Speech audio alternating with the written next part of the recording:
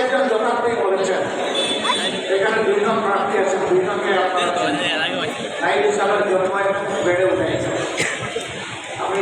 আমি মার কাছে আশীর্বাদ করতে চাই না, আমার দিকে নাইটকে আপনারা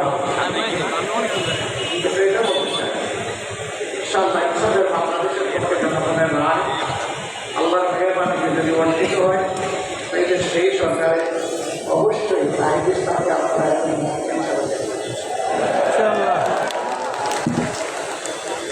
আমরা আমাদের হাত ধরে একসাথে কাজ করব। তবে শুধু একা মানুষ আমরা বাংলাদেশের সম্মান মানুষ আর 18 কোটি মানুষের প্রত্যেকের ভোটের করে আমরা পাহারা দেন করবো। কারোর সাথে আমরা বিচার করবো। এই এলাকা ঢাকার মতো কোনো রাস্তা নেই, প্রাণ কেন্দ্রে অবস্থিত হওয়া সত্ত্বেও হাজারো সমস্যা জর্জরিত। ওই কারণে এই সমস্যাগুলো সমাধান করতে গিয়ে দেশের টাকা বিদেশে চলে গেছে।